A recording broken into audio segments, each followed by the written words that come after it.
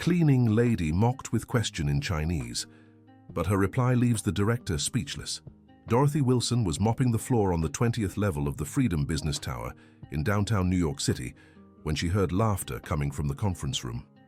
At 53, she was used to the executive's disdain, but something about that Tuesday morning would be unlike anything she'd ever experienced.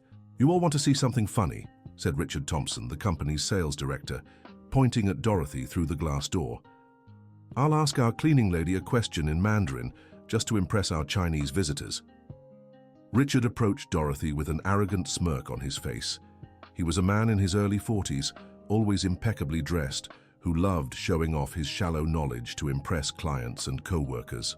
Behind him, 3 Chinese executives watched with curiosity, while other employees gathered to witness what they assumed would be another display of the director's superiority. "Hey, you!" Richard called out loudly, making sure everyone heard. "I'm going to ask you a question in Chinese, just so you understand how the real business world works." Dorothy stopped mopping and looked up. Her hair was tied in a simple ponytail, and beads of sweat ran down her forehead. Her grey uniform was stained from the morning's cleaning, but her eyes held a dignity Richard failed to notice. "Ni zhi dao zhe ge gongs, zuo shenmei de ma?" Richard asked in Mandarin, his pronunciation clearly flawed. Silence fell over the hallway. The Chinese executives exchanged glances, some stifling laughs at Richard's mistakes. Dorothy stood still for a few seconds, as if processing not just the words, but the entire situation. "Wo zhidao zhege gongsu zo shenmede, danshi wo geng zhidao ninde zhongwen yufa yu henduo kwawu," Dorothy replied in fluent Mandarin, her voice calm but firm. Richard's smile froze instantly. His face turned red, and he looked around as if he couldn't believe what he'd just heard. The Chinese executives exchanged surprised glances, and one even gave a small smile, acknowledging Dorothy's perfect fluency. What did you say?" Richard stammered, clearly shaken. "I said I know what this company does, but your Chinese grammar has many mistakes," Dorothy translated calmly, resuming her mopping as if nothing had happened. One of the Chinese executives stepped forward and said something to Dorothy in Mandarin. She replied naturally, and the two exchanged a few words while Richard grew redder with anger and embarrassment. "Enough!" Richard snapped. "Get back to work immediately. And you," he pointed at the watching employees, "don't you have anything better to do?" Dorothy picked up her bucket and mop without a word, but before leaving, one of the Chinese executives gave her a respectful nod. Richard noticed the gesture, and his anger flared even hotter. "How dare you humiliate me in front of our clients?" Richard whispered threateningly as Dorothy passed him. "I didn't humiliate you, Mr. Richard. You did that yourself," Dorothy replied quietly, never breaking stride. That night, Dorothy returned to her small apartment in Chinatown, deep in thought. As she brewed a simple cup of tea, she reflected on how drastically her life had changed over the past 5 years. Few could imagine that this humble cleaning lady had once led billion-dollar negotiations in Shanghai. Richard, meanwhile, spent the night stewing in humiliation. She called a few contacts trying to find information about Dorothy, but all she found was a spotless work record over the past 3 years at the outsourced cleaning company. The next morning, Dorothy arrived at work as usual, punctual and discreet. But something was different. Her locker in the break room had been ransacked, her belongings thrown on the floor. "What happened here?" she asked Tammy, a younger cleaning colleague. "Oh, Dorothy," Tammy looked around before speaking quietly. "People are saying Director Richard is furious. They say he's looking for a reason to fire you." Dorothy sighed and began organizing her things. Among the scattered items, she noticed a small photo she kept at the back of the locker was missing. It was an old picture of her in a luxurious office in Shanghai, but to anyone else, it would just seem like an unimportant personal memento. That morning, while cleaning Richard's office, Dorothy overheard a phone call that made her stop working. Richard was talking to someone about contracts with the Chinese, but the information he gave didn't match the documents she had seen in the trash days earlier. "Yes, we confirm we have 10 years of experience in the Asian market," Richard lied shamelessly. "Our profit margin in this sector is 40%, well above the competition." Dorothy recognized that kind of talk. In her previous life, she had been part of hundreds of similar negotiations. She knew fraud when she heard it.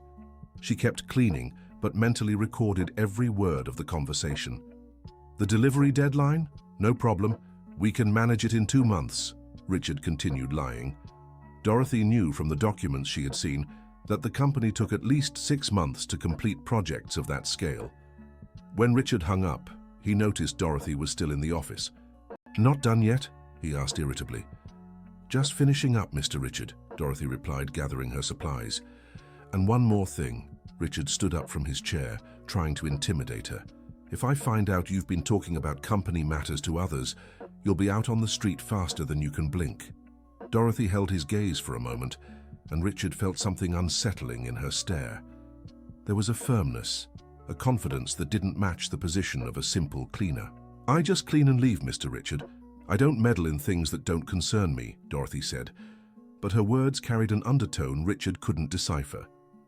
Dear listener, if you're enjoying the story, take a moment to like and especially subscribe to the channel. It helps us a lot as we're just starting out. Now back to the story. That afternoon, the cleaning company's supervisor, Gladys, called Dorothy in for a private talk. "Dorothy, you've always been an exemplary employee, but I have to give you a formal warning," Gladys said, clearly uncomfortable. "A warning for what, Gladys?" "For insubordination. They say you disrespected a director yesterday." Dorothy took a deep breath. She knew exactly who was behind this. "I just answered a question he asked me, Gladys. In Mandarin, like he requested." "You speak Mandarin?" Gladys seemed surprised. "I do." "But how?" "It's a long story," Dorothy gently interrupted. "I'll accept the warning. I just asked that it be noted I was only answering a direct question." Gladys reluctantly signed the document. She had always liked Dorothy, who was punctual, efficient, and never caused trouble. That night, Dorothy did something she hadn't done in 5 years. She took out her old phone tucked away at the back of a drawer and dialed a number she knew by heart. The call was long, and it was in Mandarin. On the other end of the line, an elegant female voice expressed surprise and joy upon hearing Dorothy Wilson after so long. The next day, something unusual happened at the company. An impeccably dressed Chinese lady appeared at reception, asking to speak with Director Richard Thompson about potential investments. She introduced herself as Mei Zhang, representative of an international fund. Richard was thrilled. Her Chinese investor specifically seeking him out. This was the opportunity he had waited for years to impress the board and secure a promotion. "Ms. Zhang, it's an honor to welcome you to our company," Richard said, using his best Spanish. "I'd prefer to speak in Mandarin if you don't mind," Mei Zhang replied. Richard swallowed hard. His Mandarin was basic and full of mistakes, something that had become painfully clear during the incident with Dorothy. Meanwhile, Dorothy was cleaning the hallway near reception when she spotted the elegant woman. Their eyes met briefly, and Mei Zhang gave an almost imperceptible smile. Throughout the afternoon, Richard struggled to impress Mei Zhang, but his language limitations were obvious. The investor asked complex technical questions about the US market, and Richard gave vague, confusing answers. "Perhaps we could schedule a more formal meeting next week," Richard suggested, clearly uncomfortable. "Of course, but first, I'd like to see more of the company's facilities," Mei Zhang said. As Richard gave the tour, Mei Zhang observed everything with keen attention. When they passed the hallway where Dorothy was working, the investor paused to adjust something in her bag, allowing her and Dorothy to exchange a meaningful glance. The next day, a technical issue changed everything. The air conditioning system on the 20th floor stopped working right in the middle of a crucial meeting with the Chinese executives who had witnessed the previous incident. "Someone needs to fix this immediately," Richard shouted, sweating in his suit. Maintenance said they couldn't come until the next day, but Richard couldn't cancel the meeting. "You," he pointed at Dorothy. "Don't you have someone in your family who works with this? Fix this now." Dorothy looked up at the ceiling and the exposed pipes. In her past life, she had handled far more complex problems than an air conditioner. "I can take a look, Mr. Thompson, but I'll need to climb into the drop ceiling to check the connections." "Do whatever it takes, just fix it." Dorothy grabbed a ladder and climbed up into the ceiling. From above, she could clearly hear the entire conversation in the meeting room through the ventilation pipes. Richard was visibly nervous, trying to lead the discussion without really knowing what he was talking about. When one of the Chinese executives asked about actual delivery timelines, Richard gave a completely different answer from what Dorothy had overheard in the phone call days earlier. "Our average timeline is 2 months for projects of this scale," Richard lied again. Dorothy knew the truth. From the documents she'd seen in the trash, she knew the company took at least 6 months, sometimes even 8, to complete similar projects. One of the Chinese executives asked a technical logistics question, and Richard gave an answer that made no sense. Even from the ceiling, Dorothy could see the confusion on the Chinese executives' faces. After half an hour of tinkering, Dorothy managed to get the air conditioning working again. When she climbed down, Richard dismissed her with an irritated wave, as if she were just a nuisance. "You may resume the meeting," Richard announced, relieved. But Dorothy noticed something unsettling in the Chinese executives' expressions. They seemed suspicious, whispering among themselves in Mandarin. That afternoon, while Dorothy was cleaning the women's restroom, Mei Jiang appeared unexpectedly. "We need to talk," said Mei Jiang in Mandarin. "It's not safe here," Dorothy replied in the same language. "Then where?" "The corner cafe after work." Mei nodded and left as if nothing had happened. At 6 in the evening, Dorothy was at the small corner cafe when Mei arrived. She had swapped her business attire for more casual clothes but still maintained her natural elegance. "Dorothy, I've missed you," Mei said in Spanish, with an accent but clearly emotional. "Mei, you know I can't go back." "I know, but I can help you another way. Tell me about this director, Richard." Dorothy took a deep breath and began recounting everything she had observed over the past few days. Richard's lies, the contradictory information, the impossible deadlines he kept promising. "He's deceiving everyone, Mei. The Chinese executives are suspicious, and for good reason. The company you work for is negotiating a $20 million contract with my former employer," Mei explained. "If Richard is lying about basic capabilities, it could cause massive losses for everyone involved. And what can we do?" "You can do a lot, Dorothy. You still have the sharpest business mind I've ever known." Dorothy stirred her coffee thoughtfully. 5 years ago, she had left the corporate world after a personal tragedy that made her rethink all her priorities. She chose cleaning work to stay out of the spotlight and away from the pressure, but she couldn't suppress her analytical nature. "Richard will find out we've been talking," Dorothy said worriedly. "Leave it to me. Officially, I'm just an interested investor in the company." The next day, Richard was euphoric. Mei had expressed interest in increasing investments, and he saw a golden opportunity for his career. But his excitement was short-lived. During lunch, he spotted Dorothy talking to one of the Chinese executives in the hallway. The conversation seemed casual, but Richard grew paranoid. "What were you talking about?" Richard confronted Dorothy aggressively after the executive walked away. "He asked where the men's restroom was," Dorothy replied calmly. "Don't lie to me. I saw you speaking in Chinese." "He doesn't speak Spanish very well. I just gave him directions." Richard didn't believe her but had no way to prove anything. The Chinese executive, who had witnessed the argument from a distance, approached. "Is there a problem, Mr. Richard?" he asked in English. No problem." Richard forced a smile. "Your employee was very polite. It's rare to find someone here who speaks Mandarin so well." The executive's remark only made Richard angrier. How could a simple cleaner have so much influence? That afternoon, Richard made a decision that would change everything. He called Gladys and demanded Dorothy's immediate termination. "But Mr. Richard, she's an excellent employee," Gladys protested. "She's causing problems with our international clients. Either she leaves today or we switch cleaning companies." Gladys had no choice. She prepared the termination letter and asked Dorothy to come to her office before the end of the day. "Dorothy, I'm so sorry. I know this is unfair, but I have no choice," Gladys said, handing her the letter. Dorothy read the document in silence. After 3 years of impeccable work, she was being fired for incompatibility with the company's needs. "May I ask a favor, Mrs. Gladys?" "Of course. Before I sign, I'd like to speak with Mr. Richard one last time in private." Gladys hesitated but agreed. She called Richard and explained the request. "She wants what?" Richard sounded surprised. "Fine, send her up. I want to hear what she has to say." Dorothy went up to the 20th floor for the last time as an employee. Richard greeted her in his office with a smug smile.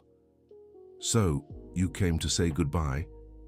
he said, leaning back in his leather chair.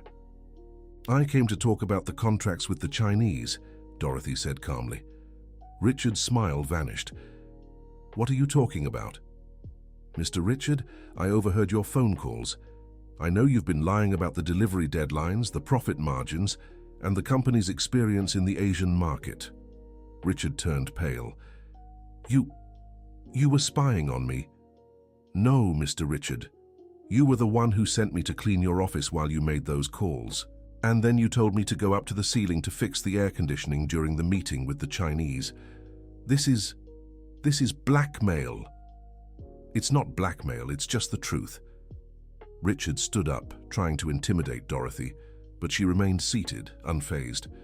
"You're nothing but an ignorant cleaner. Who's going to believe you over me?" "Maybe no one," Dorothy agreed. "But there are others who can confirm this information." Just then, the office door opened without anyone knocking. Mei Jiang walked in, now dressed formally as an executive. "I hope I'm not interrupting," Mei said in Spanish, though her tone made it clear she had every right to be there. "Ms. Jiang, what a surprise." Richard tried to mask his nervousness. "We weren't expecting—" "I've worked with Dorothy for over 10 years, Mei interrupted. "She was my chief director of international operations in Shanghai." Richard's jaw dropped. "How? What?" "When Dorothy called me about the irregularities she'd observed here, I decided to investigate personally," Mei continued.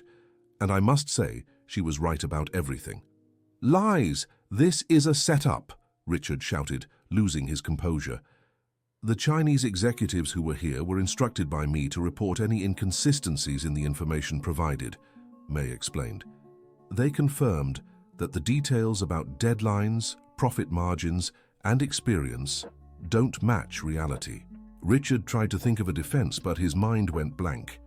"Besides," Dorothy spoke for the first time since Mei had entered, "I have detailed notes of every conversation I overheard in the past few days." "That's illegal," Richard protested. "Actually, it's not." Mei smiled. Dorothy was performing her normal work duties. If you held confidential conversations in her presence, that was your choice. Dear listener, if you're enjoying the story, don't forget to like and especially subscribe to the channel. It really helps us newcomers. Now, continuing. The door opened again, and 3 people walked in. 2 of the Chinese executives who had witnessed the initial incident, and a woman Dorothy didn't recognize. "Mr. Richard," the woman said, "I'm Dr. Catherine Reynolds, head of internal audit.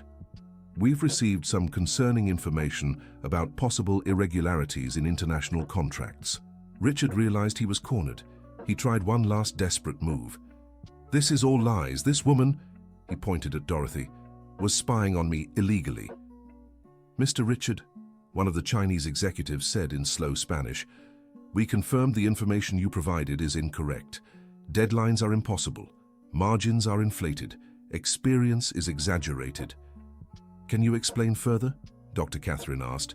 Mei nodded and began detailing, in fluent Spanish, all the inconsistencies they'd uncovered.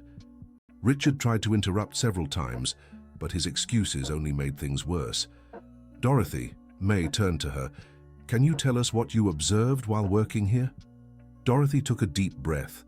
For a moment, everyone in the office saw a transformation. Her posture changed, her voice grew steadier, and she began speaking like the seasoned executive she had once been.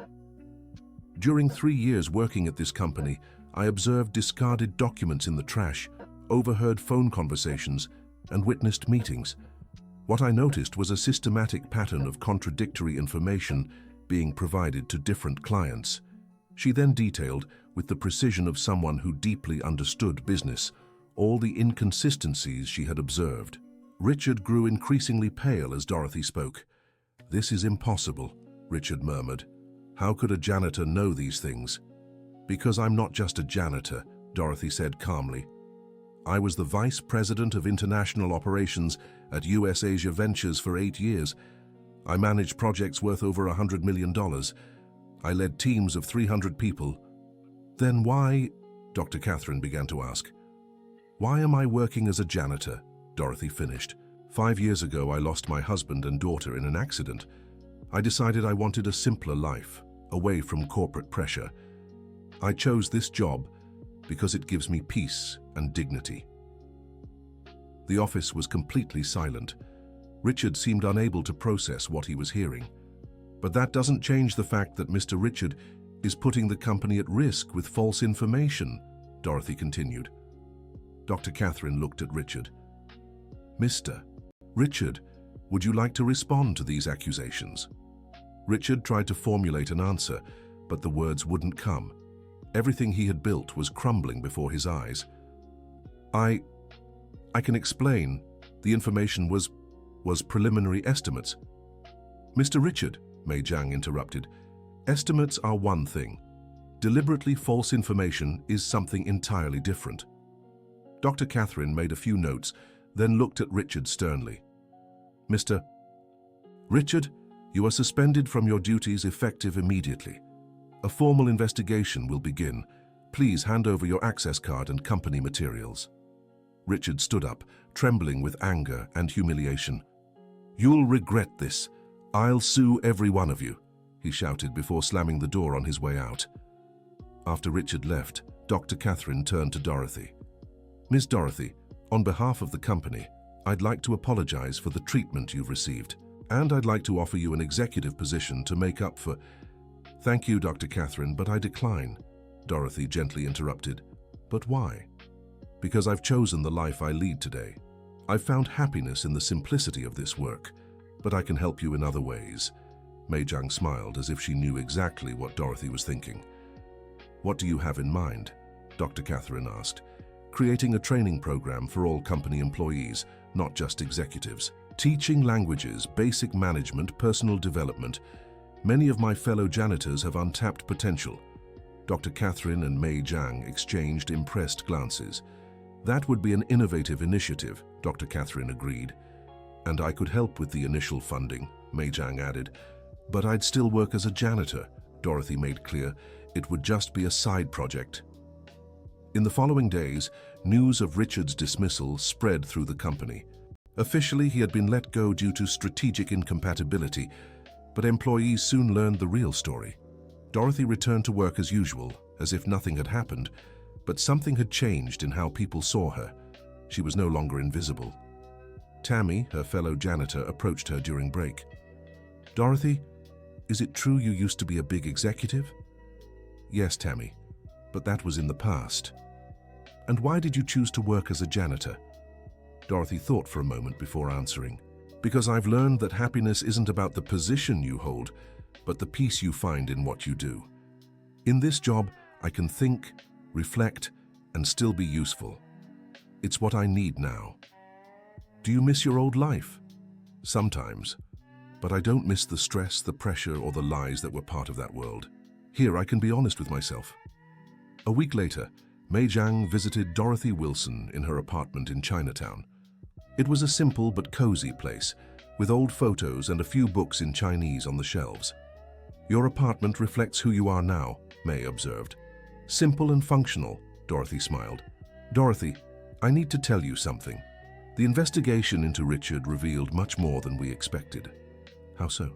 He was diverting funds meant for the General Services Employees Benefits Program, money that should have gone to health plans, meal vouchers, and training courses.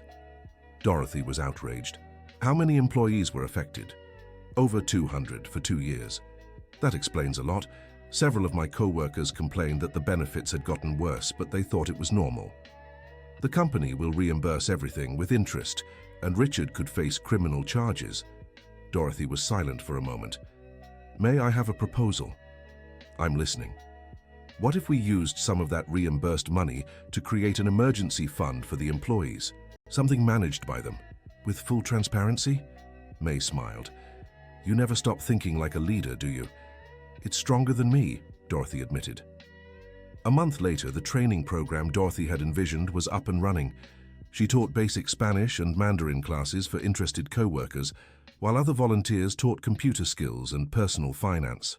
The first group had 15 people, including Tammy, who was learning Spanish to try for a better job in the future. Teacher Dorothy, Tammy called her now, how do you say thank you in Chinese? Jiexi, Dorothy taught, smiling. And I respect you? Wo zunjing ni. During one of the classes, Dr. Catherine Reynolds stopped by to visit the program. How's it going, Dorothy? Better than I expected. We have a waiting list for the next groups. And how are the other employees at the company reacting? At first, there was resistance. Some executives didn't like the idea of cleaning staff learning languages, but the results speak for themselves. What kind of results? Tammy can now communicate in basic Spanish with foreign clients. Dwayne from maintenance is helping translate technical manuals. Barbara from the kitchen started an international cuisine course. Dr. Reynolds was impressed. And you? How do you feel seeing these changes? Fulfilled. More fulfilled than I ever felt closing million-dollar contracts. 3 months after the incident with Richard, something unexpected happened. Dorothy was cleaning the 20th floor when she saw a familiar figure in the elevator. It was Richard, but he looked very different. He wore simple clothes, seemed thinner, and had a worn-out expression. Dorothy, he called hesitantly. Hi, Richard, she replied calmly. I wanted to apologize. Dorothy stopped cleaning and looked at him. Apologize for what? For everything, for trying to humiliate you, for being arrogant, for being a terrible person. And what made you realize that? Richard sighed. I lost everything. My job, my apartment, my fiancé. I'm working as a sales clerk at an electronics store. Yesterday I had a Chinese customer and I couldn't communicate with him. I thought of you and how stupid I was. Dorothy studied Richard for a moment. She saw a broken man, but perhaps for the first time an honest one. Richard, do you want to learn Mandarin for real? How? Come to our classes. They're free and open to anyone. You'd accept me as a student? Everyone deserves a second chance. Dear listener, if you're enjoying the story, take a moment to like and especially subscribe to the channel. It helps us a lot as we're just starting out. Now, continuing. 2 weeks later, Richard showed up to the first class. The other students were surprised, but Dorothy welcomed him like any other student. Good evening, Richard. You can sit in the back. The lesson was about basic polite expressions in Mandarin. Richard was visibly nervous, but hung on every word. Can anyone tell me how to greet someone older in Chinese? Dorothy asked. Tammy raised her hand. Nin hao? Very good, Tammy. And Richard, do you know the difference between ni hao and nin hao? Richard turned red, but answered. One is more formal than the other? Exactly. Nin hao is used to show respect. It's important in Chinese culture. After class, Richard approached Dorothy. Thank you for accepting me here. Everyone is learning, Richard. You just need to let go of the arrogance. Dorothy, can I ask you something? Of course. Why did you forgive me? After everything I did, Dorothy thought for a moment. Because holding on to anger hurts the one who holds it more than the one who caused the problem. And because I believe people can change if they truly want to. Richard nodded, moved. I'll work hard to be a better person. You don't have to prove that to me, Richard. Just to yourself. 6 months later, the training program had expanded significantly. Mei Zhang had secured support from other Chinese companies in the United States, and now there were classes in multiple languages, computer skills, personal finance, and even international cooking. Dorothy kept working as a cleaner, but was also recognized as the program's educational coordinator. She refused any extra pay, saying the joy of seeing people grow was reward enough. Richard had become one of the most dedicated students. Besides Mandarin, he'd started studying Japanese and had improved significantly at work.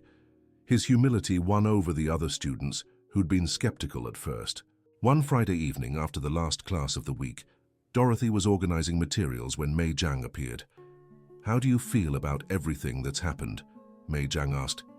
Grateful. For finding my purpose in a way I never imagined. You know you can return to the corporate world anytime, right? Several companies would be interested in your skills. I know, but I found something here I never had there. What? Real impact on people's lives. When I closed million-dollar contracts, I enriched shareholders. Here I see Tammy get a promotion because she learned Spanish. I see Dwayne becoming a supervisor because he understands technical manuals. I see Richard becoming a better person. Mei Jiang nodded in understanding. And your plans for the future?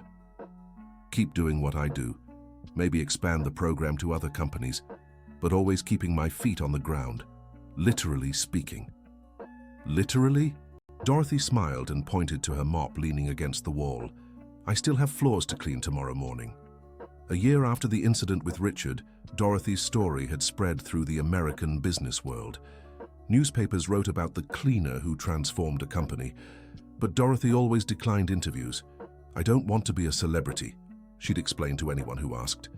I just want to keep doing my work in peace. The training program now served 5 different companies in the area, with a waiting list of others wanting to implement something similar. Richard had been promoted to sales supervisor at his store and was fluent in basic Mandarin. He kept attending the advanced classes and had become an example of personal transformation. One evening, after a particularly intense lesson on Chinese business culture, Richard approached Dorothy. Professor, can I share something with you? Of course, Richard. I got a new job at a company that works with imports from China. What wonderful news! And you know what made the difference in landing the position? Your fluency in Mandarin. Not just that, it was my story. I told them how a janitor taught me more about humility and respect than any MBA course. Dorothy smiled, touched by Richard's sincerity. You learned because you were ready to learn, Richard. I just created the environment. Professor Dorothy, can I ask you a personal question? Go ahead. Do you ever regret leaving your executive life? Dorothy looked out the classroom window. She could see New York City glowing at night, full of people chasing dreams and ambitions. You know, Richard, 5 years ago, I measured my success by the size of my office, the value of the deals I closed, the number of employees I managed. I thought that was the only way to be important. And now I know importance isn't about position, it's about impact. Do you remember how many people I directly impacted as an executive, Richard thought? Probably many through projects. Indirectly maybe, but directly, very few. Here, I see each person's progress every day. I see Tammy more confident, you more humble, Dwayne prouder of his work. That's priceless. But don't you miss the recognition, the status? I have recognition, Richard. Different, but genuine. When Dwayne greets me in Spanish in the hallway, when Tammy brings me a treat she made to thank me for the lessons, when you tell me about your new opportunity, that's the recognition that matters. Richard nodded, understanding. Thank you for teaching me that too, Professor. That night, Dorothy went home reflecting on her journey. On the subway, she observed the people around her. Tired executives returning from another day of pressure, service workers like herself, students with dreams in their eyes. Everyone was important. Everyone had stories. Everyone deserved respect. When she got home, she found a letter that made her smile. It was from a janitor at another company who had heard about the program and wanted to know how to implement something similar at her workplace. Mrs. Dorothy, the letter read, my name is Gladys, and I've worked as a janitor for 15 years. I've always dreamed of learning Spanish, but I never believed it was possible. When I heard your story, I realized dreams have no age or social status. Could you give me some tips on how to start? Dorothy took paper and pen and began writing a detailed reply. As she wrote, she thought about how small actions can create ripples that spread far beyond what we imagine. At the end of the letter, she wrote, Gladys, remember, no matter what your job is today, you can always learn and grow. The respect you seek from others starts with the respect you have for yourself. Dream, study, believe, and never let anyone convince you that you're just anything. 2 years after the episode with Richard, Dorothy was cleaning the same 20th floor when Dr. Catherine approached her with a different proposal. Dorothy, we have a delicate situation and need your help. What happened? We are negotiating a partnership with a Japanese company. It's an important contract, but we're having cultural communication difficulties. And how can I help? Could you consult informally? Not as an executive, but as someone who understands international business? Dorothy thought for a moment. I can observe a meeting and offer some suggestions if you'd like. That would be perfect. On the day of the meeting, Dorothy was cleaning the conference room when the Japanese executives arrived. She discreetly observed the interactions and noticed several protocol issues causing discomfort. After the meeting, Dr. Catherine approached her. How would you assess the situation? You're making some basic Japanese etiquette mistakes. Nothing serious, but it could harm trust. Can you help us? I can give a quick lesson on Japanese business culture to the negotiation team. The lesson took place in the same space where Dorothy taught languages at night. This time, however, the audience consisted of directors and managers. The first thing you need to understand, Dorothy began, is that for the Japanese, how you present yourself is as important as what you're offering. For 2 hours, she explained cultural nuances, negotiation protocols, and even seemingly small details like the correct way to hand over a business card. And always remember, she concluded, patience and respect are more valuable than pressure and haste. The next meeting with the Japanese was a success. The executives noticed the change in approach and were visibly more relaxed. Dr. Catherine sought Dorothy again. The meeting was excellent. They mentioned our team showed much more cultural sensitivity this time. I'm glad to have helped. Dorothy, I have a proposal. What if we created an intercultural consulting department? You'd be in charge but could keep your current routine. How so? You'd continue working as a cleaner, but would also be our official consultant for international business. It'd be a new role, unique in the market. Dorothy was intrigued. Can I think about it? Of course, but know you'd be setting a precedent. Other companies would surely follow suit. That night, Dorothy discussed the proposal with Mei Zhang, who had become a close friend. It's a chance to influence the US corporate market in a whole new way, Mei noted. How so? Imagine how many talented people are in humble positions simply because they never had the chance to show their knowledge. You'd prove competence isn't about titles. But I'm afraid this might take away the simplicity I've found. It doesn't have to. You'd set the rules. You could keep being exactly who you chose to be. Dorothy decided to accept the proposal, but with very specific conditions. She'd continue working as a cleaner from 6 to 2. From 3 to 5, she'd be an intercultural consultant. And from 6 to 8, she'd keep teaching the training program. That's quite a unique schedule, Dr. Catherine observed. It's my schedule, Dorothy smiled. And it's non-negotiable. Dorothy's new role caused a stir in the business world. Financial papers wrote about the quiet revolution she was leading. Some companies criticized the move, calling it a marketing stunt, but others began searching for hidden talents among their own employees. Richard, now working as an international operations manager at his new company, was one of the most inspired by Dorothy's journey. Professor, he said during one of his visits to her class, you've changed how I see the world. How so? I learned respect isn't bought with titles or salaries. It's earned through attitude and character. And what do you do with that lesson? I treat every employee at my company the same, regardless of position. And guess the result? What? Our productivity rose 30% last semester. When people feel respected, they work better. Dorothy Wilson's story began inspiring changes in many companies. Employee appreciation programs multiplied, and there was a growing movement to recognize talent at all hierarchical levels. Mei Zhang, who now ran a professional development foundation, visited Dorothy on a special day. I have news for you, Mei announced. Good or bad? Excellent. 5 universities in the United States want to create an extension course based on your methodology for human development in corporate environments. My methodology? What you did here has become a case study. Business professors are analyzing how you managed to transform a corporate culture from a seemingly powerless position.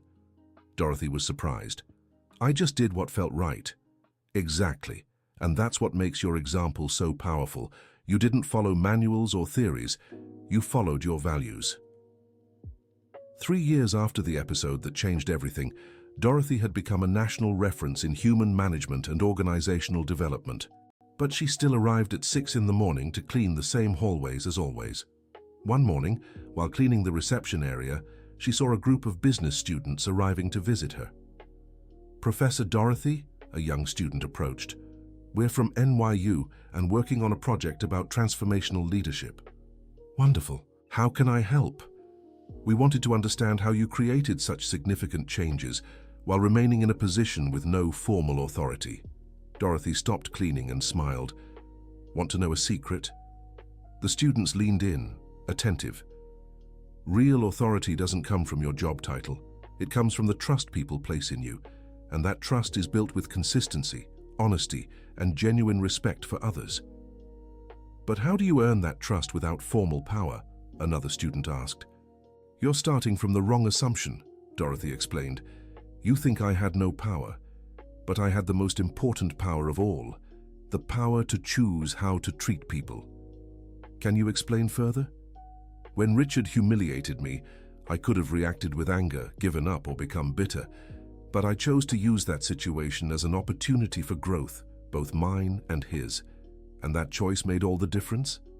All change starts with individual choices. I chose to see potential where others saw only problems. I chose to build bridges where others built walls. One student took notes eagerly. Professor, one last question. Do you consider yourself successful?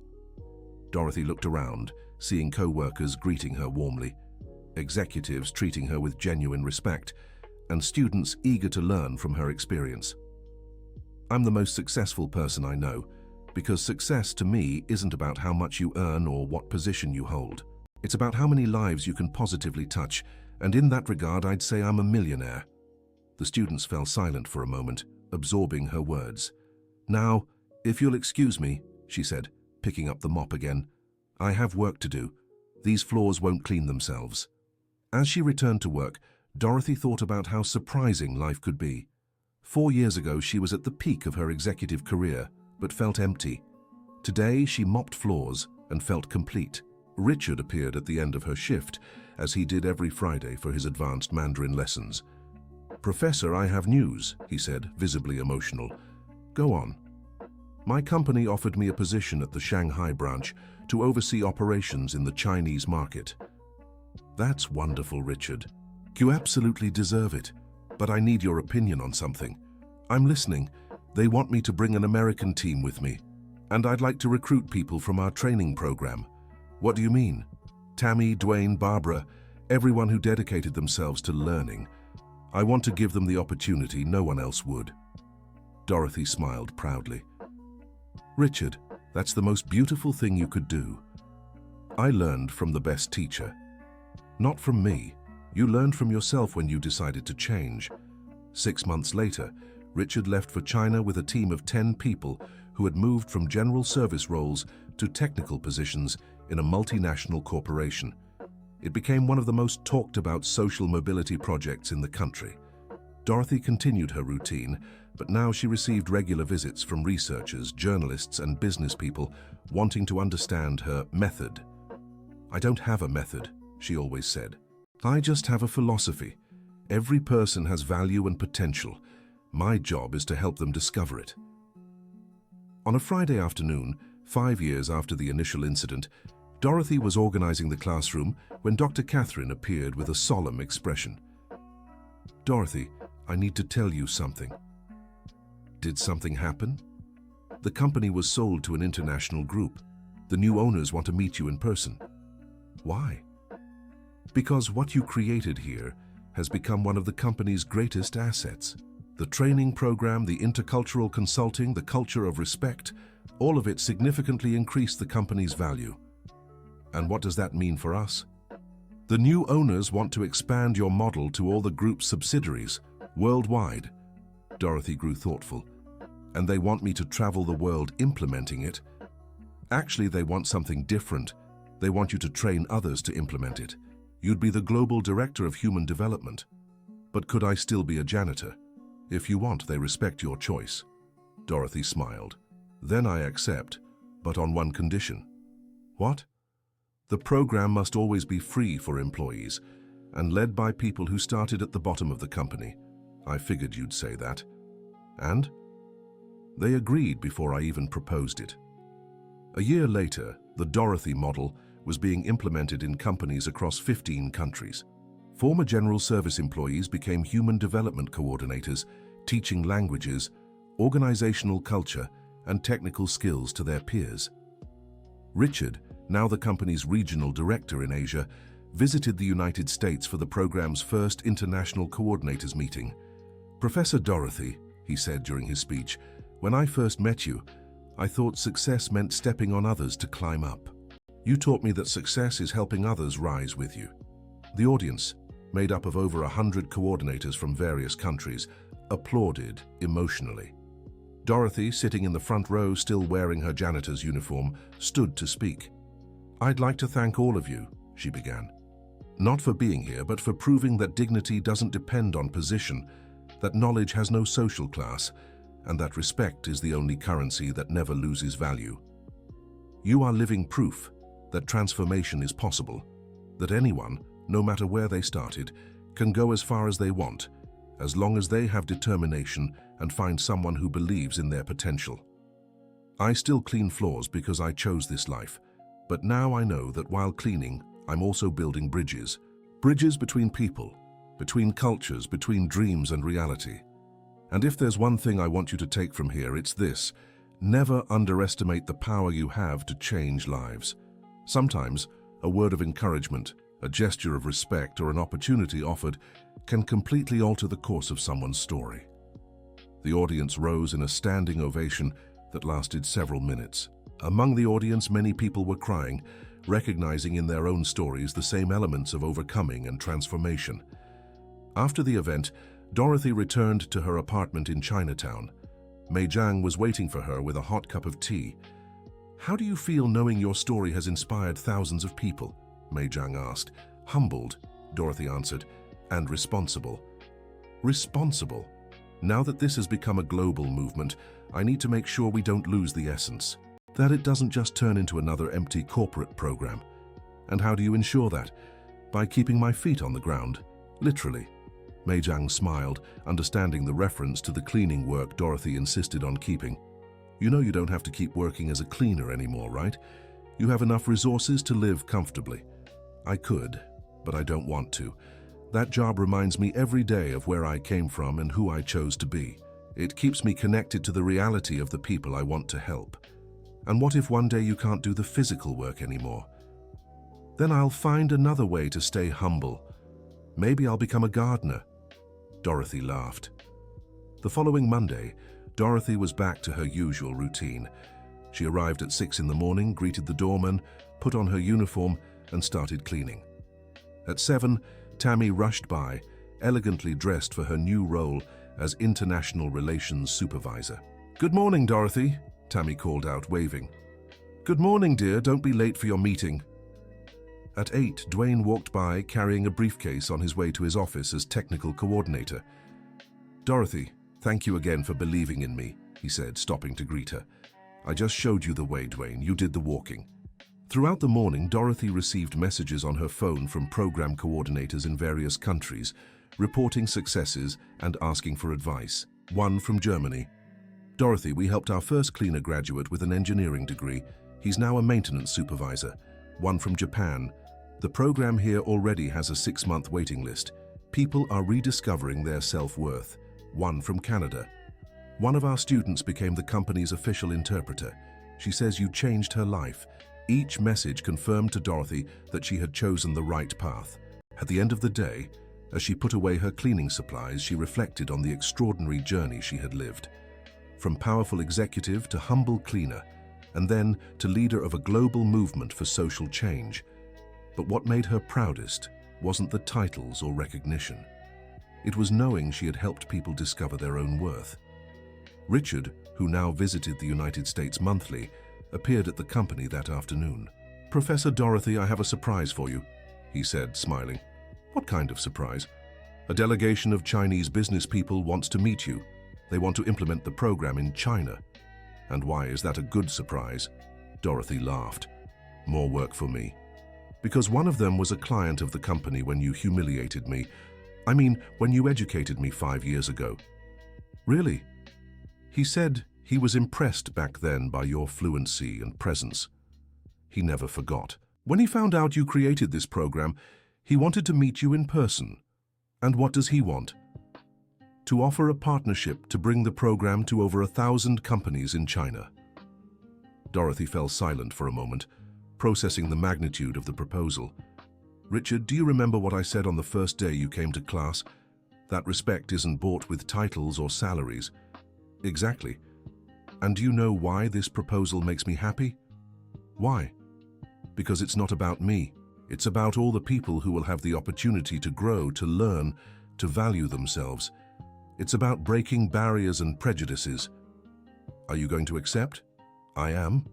But I'll keep cleaning these floors every morning, even as the global director of a program that will reach millions of people. Especially because of that, the greater the responsibility, the more important it is to stay humble. End of story. Now tell me what you thought of this story and where you're watching from. If you have a similar experience to share, leave it in the comments with your honest words.